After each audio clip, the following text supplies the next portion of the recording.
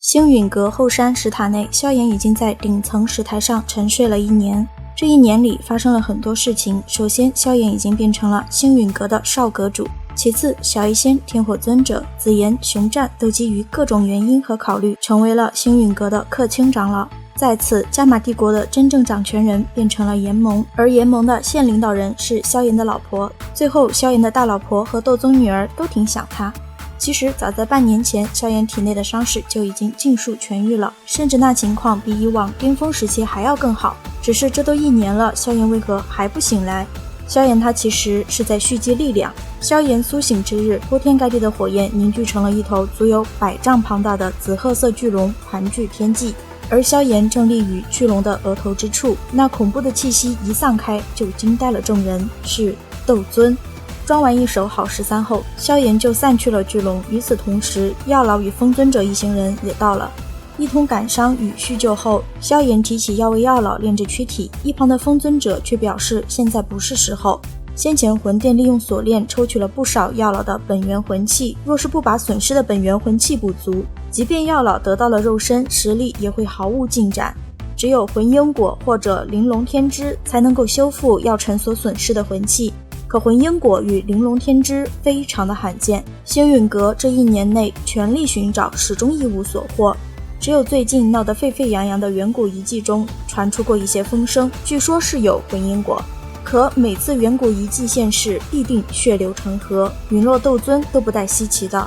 但高风险也往往伴随着高回报，萧炎所修炼的焚诀就是风尊者与药尘等人经历了诸多血战才从上次出世的遗迹中带出的。这一次的遗迹出现在兽域，其主人或许是一名斗圣阶别的巅峰强者，能够吸引多少强者前去就不必多说了。药老如今无法战斗，风尊者也必须留下坐镇，萧炎一行人前去找一个可能存在的东西，其实是很冒险的。萧炎却觉得只要有一丝希望，他就不会放弃。药老曾经经历过一次差点失去，他并不想让萧炎去遗迹，试图用还有肖战等着萧炎去救来说服萧炎不要冒险。萧炎却表示，以自己现在的实力，即便是遇见了摘星老鬼那等实力的强者，也能够安然而退，自己知道分寸。药尘见自己说服不了萧炎，就皱紧了眉头。萧炎却是笑了笑，不等药老再说话，就让风尊者给自己准备地图，并表示魂婴果的事交给自己就成。风尊者自然是全力支持萧炎的啦。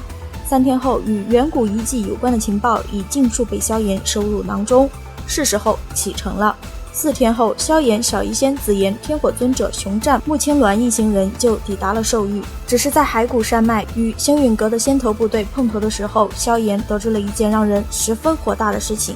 星陨阁的人到了以后，就找了一处能够第一时间探清遗迹动静的山峰，准备搭建营地。风雷阁的人却突然出现，然后仗着自己实力强，将星陨阁的人撵走了，还将齐长老打伤。老实说，强者为尊的世界里，我不认为风雷阁的人这么做有什么问题，本来就有仇不是吗？同理，萧炎出马去找场子也没问题吧，毕竟现在萧炎一行人的战力更强啊。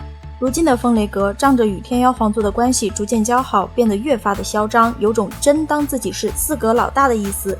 此次强抢行为无疑是扇了星陨阁一个耳光，这种原则性问题，星陨阁要是忍了，定然会沦为别人的笑柄。若是面对魂殿这种远比星陨阁强悍的庞然大物，那就君子报仇10年不晚。面对风雷阁这种货色，萧炎怎么可能让星陨阁受这种委屈？营地内，费天一听有人来营地捣乱，十分嚣张地表示抓起来，死活不论。随后就欲出去看看，只是这脚步刚踏出1步，就见先前那些为了露脸邀功的人被当成沙包丢了回来。不知道是何方朋友出手，这里是风雷阁的营地，还望看在风雷阁的面上。费天目光凝固在那处山路，沉声道。费天话还没说完，萧炎的嘲笑声就到了，表示这么多年费天还跟个妈宝一样的，天天把风雷阁挂在嘴边。听到这熟悉的声音，看着这熟悉的面孔，新仇旧恨加起来，愣是把费天的脸给气成了猪肝色。不过很快费天就笑了，他觉得萧炎不过是逞口舌之力，既然今天萧炎撞上了枪口，他就勉为其难的杀了萧炎好了。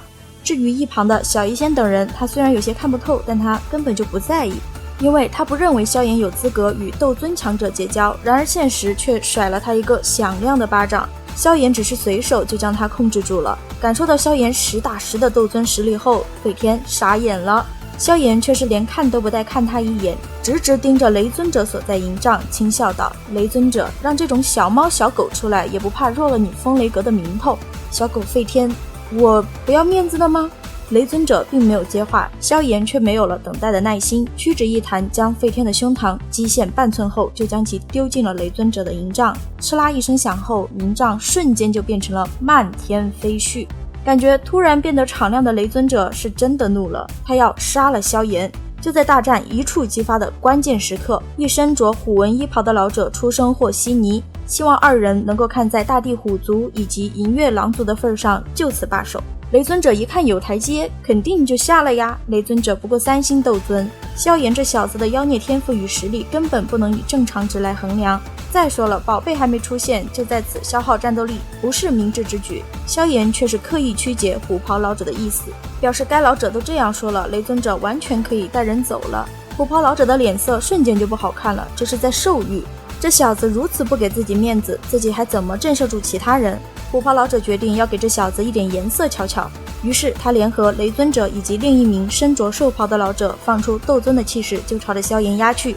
而面对这等恐怖威压的萧炎，竟然还上前了2步，坚定地指着山脚的方向，用确保在场的人都能听到的声音道：“最后一次，从这里滚下去，或者躺着下去。”好家伙，这王霸之气绝了！不知是不是为了配合，小医仙等人在萧炎话音刚落的时候，同时放出了斗尊的气势，强行将雷尊者3人震得面色煞白，呼吸粗重。4名斗尊，甚至还有2名3星巅峰斗尊，雷尊者简直不敢相信。就连那位身着虎袍的老者也彻底闭了嘴，开玩笑，万一待会儿动起手来被强行丢出去，那面子就丢得更大了，还是躲远点吧。就眼前这情况，雷尊者除了悔恨当时没杀了萧炎，还能做什么呢？还能夹着尾巴带着众多风雷阁弟子狼狈撤离。常规的临别狠话放完后，雷尊者就带着滔天的杀意和恨意离开了。萧炎，就问你敢动不？雷尊者，我不敢，走还不行吗？在将风雷阁的人撵走后，萧炎一行人便是在这座山峰上安营扎寨了。胡长老给萧炎介绍了一下当下局势后，提到了一个大瓜：此地的地头蛇九幽地冥蟒族不知得罪了什么人，导致族内强者接连失踪，其中就有斗尊强者。萧炎一行人听到这个瓜的时候很是震惊，这谁呀，竟然敢在太岁头上动土。此时的萧炎怎么也想不到，有一天吃瓜竟会吃到自家人的头上。3天后，一鬼面黑衣女子掀开了紫妍的帐篷，一股奇异的绿芒闪过后，紫妍顿感视线模糊，甚至连神智都有些恍惚。突然间，紫气涌动，一条半尺长的紫龙浮现而出，旋即盘踞在紫妍头顶上空，仰天怒吼，那绿芒顿时就崩溃了。鬼面女看到这情况有些懵，嘀咕道：“怎么不是蛇？”与此同时，小医仙一行人闪现而出。鬼面女回过神来就想溜，萧炎对着后者脑袋就是怒拍而下，一击不成后又挥出了一拳，结果有一道壮硕的黑影突然诡异地出现在鬼面女身后，接下了这一拳，随后就同鬼面女一同消失在了夜空。不多时，察觉到动静的九幽地冥蟒族人就赶了过来，其中一壮汉想拿下萧炎一行人回去审问。领队的感受到萧炎斗尊的气息后，果断选择先追鬼面女。目送着这群人离开的萧炎很清楚，若是自己实力再弱一些的话，现在定被抓去审问了。看这情况，鬼面女应该就是在九幽地冥蟒族搞事情的人，只是她为何将主意打到了紫妍的头上？莫不是把紫妍也当成九幽地冥蟒了吧？不得不说，你真像了，大兄弟。紫妍同众人说道，自己被那绿光照到的时候，差点就被控制了。若不是有血脉护体，即便不被彻底控制，也会在短时间内失去防御能力。这等诡异能力让萧炎一行人都是一惊，熊战却是在此时愤怒的道：“下次让老子看见他，非打爆他的脑袋不可！这小姑奶奶出了点事儿，老子也是要遭殃的。”萧炎与小医仙对视了一眼后表示，这段时间紫妍不能乱跑了，必须跟在大家身边，因为不出意外的话，那些失踪的九幽地冥蟒族的强者已经都被鬼面女给控制了。萧炎给众人解释了一下先前的战斗，接住萧炎一拳的正是拥有九幽地冥蟒族气息的斗尊强者。众人在得知鬼面女竟然有控制斗尊的能力后，都将警惕值拉满了。然而后来并没有再发生什么事情。2天后，一季县，萧炎一行人一赶到空间封印处，就见一片足有1000里的盆地内堆满了白骨，而密密麻麻的人海已经将盆地彻底包围。那扭曲的空间就在骨海的正中心，众人都在等待着空间封印的消散。等待并没有持续多久，空间破碎的脆响声响起后，无数道人影对着古海中心暴冲而去。萧炎却是抓住身旁的紫妍就暴退了老远，小医仙等人也是反应极快的紧随其后。砰的一声响后，狂暴的空间涟漪就将那冲在最前方的人群尽数摧毁，大片的古海都变成了红色。等萧炎一行人顺利抵达遗迹大殿的大门口时，就看见了不少的老熟人，风雷阁的、天妖皇族的、冰河谷的、玄冥宗的，真是进了狼窝呀。在场的怕也只有焚炎谷这一方势力是同萧炎交好的，不过问题不大，这些敌对势力不会这么傻。如果因为提前消耗战斗力而错失天阶功法，那可就得不偿失了。他们能做到的也就只剩打打嘴仗了，而嘴仗这方面，萧炎可是无敌的存在。快乐的时光总是那么短暂的。巨殿的大门开了，门后是一条火道，火道上还会时不时的喷出蓝焰火柱。萧炎等到一些大势力开始进入后，才用3000连星火裹住众人进入了火道。与大部分人的艰难前行不同，这火道对萧炎来说跟走自家后花园没啥区别。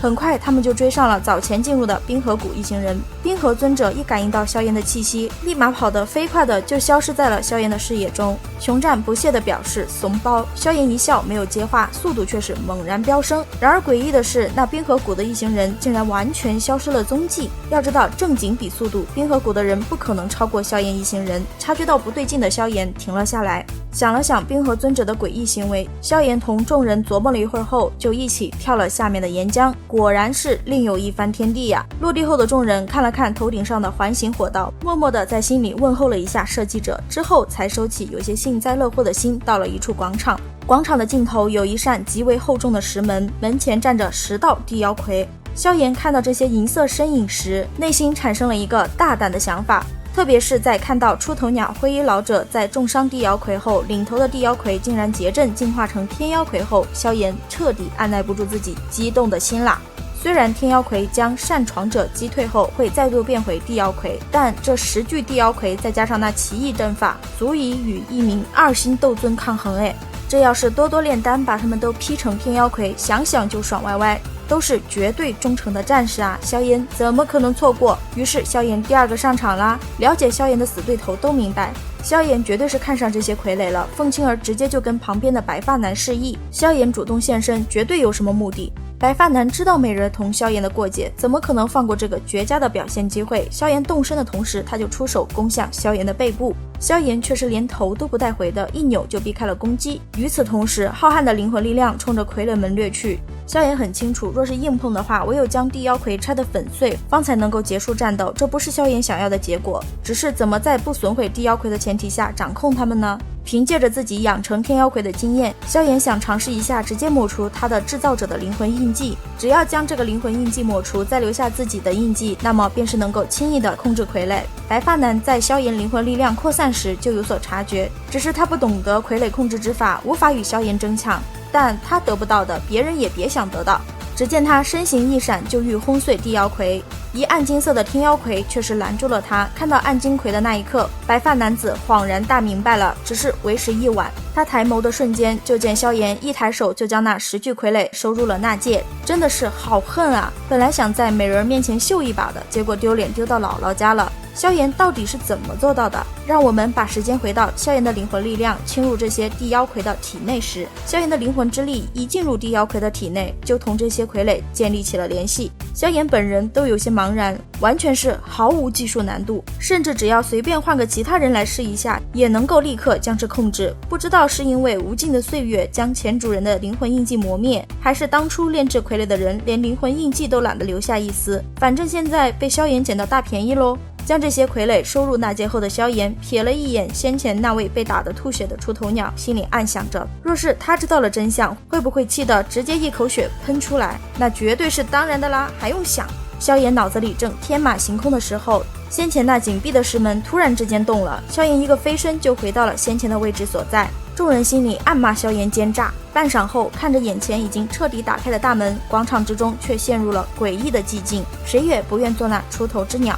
然人为财死，鸟为食亡，总有人抵挡不住诱惑，率先走进了石门。好半晌后，众人见没有任何惨叫传出，才猛地松了一口气，跟了上去。石门内是一座巨殿，而巨殿的四周有着不少极深的走廊。萧炎一行人凭借着紫妍对药材的特殊感应，很快就又找到了一处厚重古朴的石门。然而这石门之后却并非石室，而是一片森林，一片完全由各种珍稀材料构建而成的远古森林。熊战望着那成片成片在外界极为罕见的药材，满脸的目瞪口呆。外药山脉的药材与这里比起来，简直连毛都不是啊！萧炎连忙反手把门关了以后，就让紫妍快点开工啦。虽然他也恨不得将这些药材全部打包带走，但主次要分明，先找到魂烟果再说。远古森林内强悍的魔兽其实不少，可有紫妍在，谁敢上来找麻烦？一察觉到龙威，就都掉头跑了，也没机会知道这次来的其实只是一条幼龙。大概10来分钟后，紫妍就领着众人找到了魂因果的所在。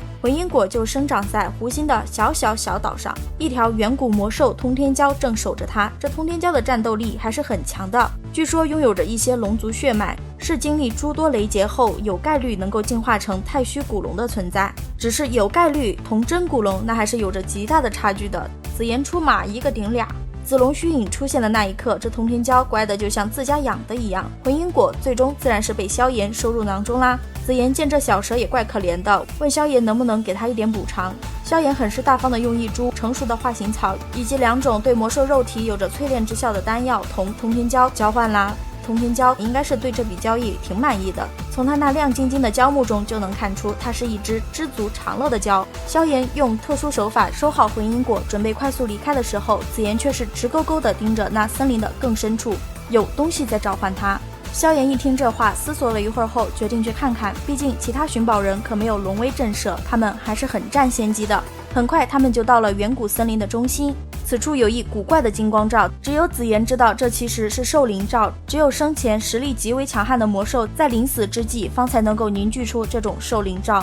只是这兽灵罩的味道有点奇怪，不仅有太虚古龙的味道，还有一点天妖皇族的。兽灵罩唯有相同血脉方才能够开启，紫妍自然是要进去看个究竟的。兽灵罩内是一片红色的平原，隐约夹杂着一点白。平原的正中心有一座高达100丈的巨石祭坛，还有一股若有若无的威压从祭台中弥漫而出。跟随着紫妍到达祭坛之顶的萧炎一行人，在看清楚祭坛中央的东西后，惊讶到合不上下巴，竟然是以太虚古龙和天妖皇为微型的果实，龙皇本源果。那股威压便是从果实之内传出来的。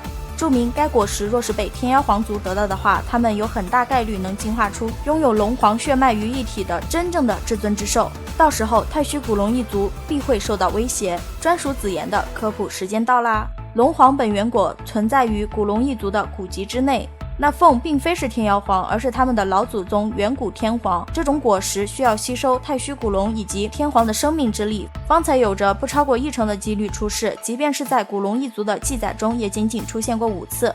紫妍看着那只只存在于传说中的龙皇本源果，片刻后猛地转头来到祭坛边缘俯视大地，原来那些白色竟然是巨龙以及天皇的骸骨。等众人从中彩票的震惊中清醒过来，想要取走龙皇本源果时，变故突生。天妖皇族一行人到了，这行人之中不仅有着凤青儿、白发男、雷尊者、大地虎族以及银月狼族的族长，还有一位身着黑袍的老者，共5名斗尊。注：要收走龙皇本源果，需要颇为繁琐的手段，也需要静心。这下好了，一场大战是无法避免了。不过萧炎也没在怕的，真要算起来，己方战力再加上才收的傀儡们，只强不弱。哪怕那名黑袍老者黄轩长老的实力达到了5星斗尊，萧炎用刚得来的阵法将其他傀儡的力量加注在正眼处的暗金葵身上后，就让暗金葵去对付黄轩了。熊战老早就想干架了，率先挑了1名对手就冲了过去。天火尊者见熊战把大地虎族族长选了，自己就选了银月狼族的族长，而小医仙则看中了与萧炎有仇的雷尊者。萧炎的对手嘛，则是白发男。白发男实力为2星斗尊，自觉比萧炎强上一点的白发男十分有优越感，仗着自己本体是天妖皇，拥有极度强横的肉体，就与萧炎展开了最为激烈与残酷的肉搏，拳拳到肉。然而他越打越心惊，萧炎竟然越战越勇，他就不信了，区区人类怎么敢跟天妖皇族比肉体强横？就在白发男卯足了劲儿要跟萧炎拼个你死我活的时候，萧炎的注意力却是跑到了凤青儿身上。黄轩在开打前就交代凤青儿做什么事，因此凤青儿并未在第一时间参战。紫妍嘛，自然是负责盯着凤青儿喽。那么凤青儿到底在搞什么呢？她在唤醒祖魂。紫妍一看这阵仗，笑了，换祖魂吗？她也会，而且太虚古龙的祖魂要比天皇祖魂还强。黄轩长老一看紫妍的动作，才想明白萧炎他们是怎么进来的。仔细地感应了一下紫妍的气息后，黄轩长老大喊：不要慌，这只太虚古龙只是幼崽，如今唤出祖魂正是击杀他的最好时机。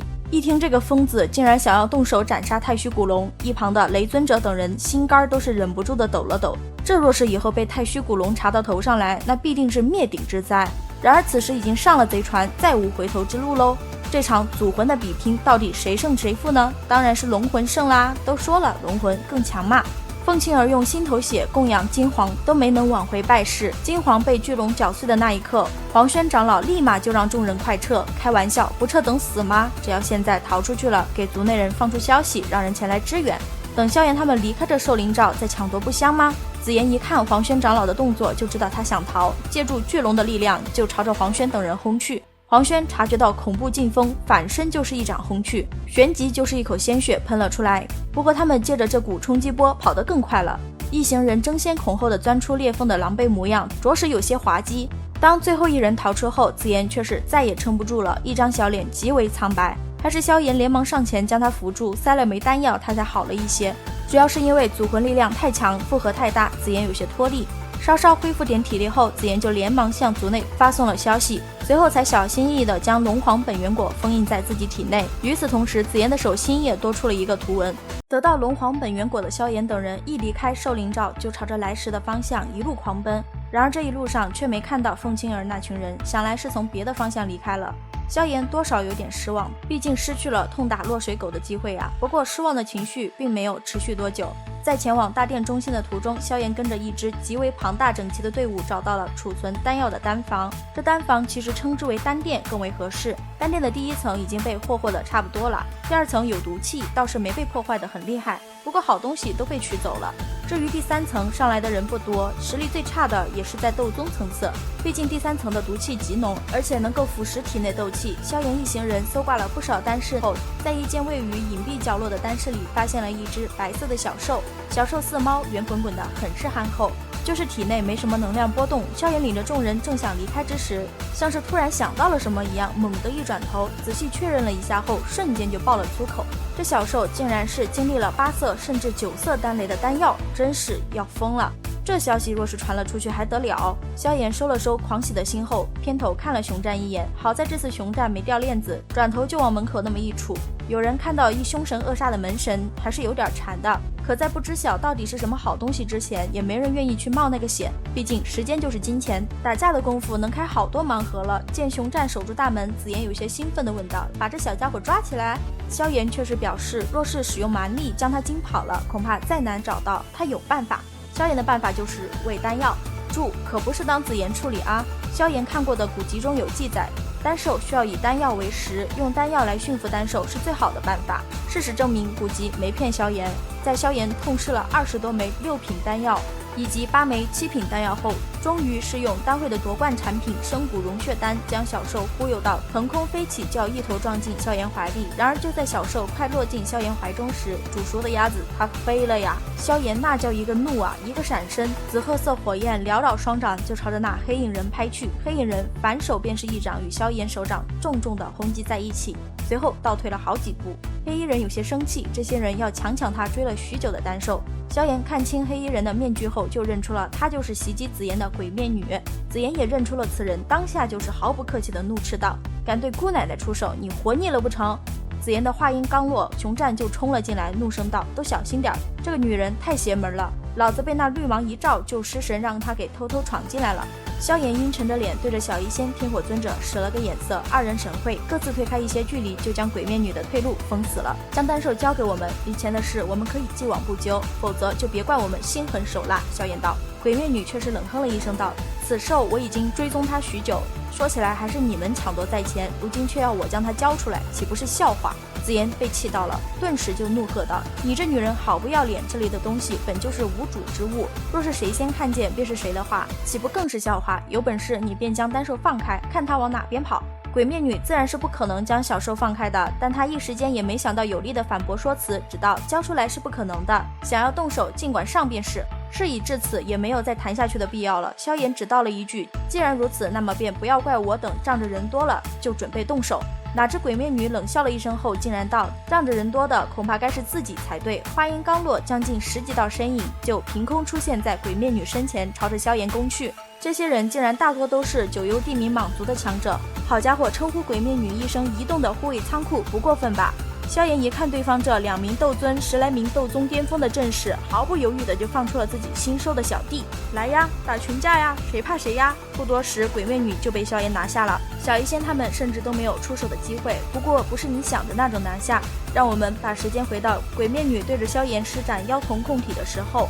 在萧炎的身体被一只脸庞大的绿色眼瞳所散发的能量所控制的时候，萧炎利用其强悍的灵魂之力凝聚成一道略为虚幻的人影，朝着那妖瞳攻去。这一击直接将鬼面女给震飞了，好巧不巧，其脸颊上的那鬼神面具也碎了。鬼面女低着头，隐约间看起来是个美人儿，但萧炎可没那闲心看美人，他的丹药啊！只见萧炎身形一动，重尺直指美女喉咙，声音冰冷的道：现在能把丹兽交出来了吗？那美女也是个牛脾气，抹去嘴角血迹，就抬头，愤怒无比又坚定的说道：不交！萧炎一听这话，瞬间就来了火气，只是当视线对上鬼面女的眼睛时，萧炎瞬间便是吸了一口凉气。碧蛇三花瞳，你青灵？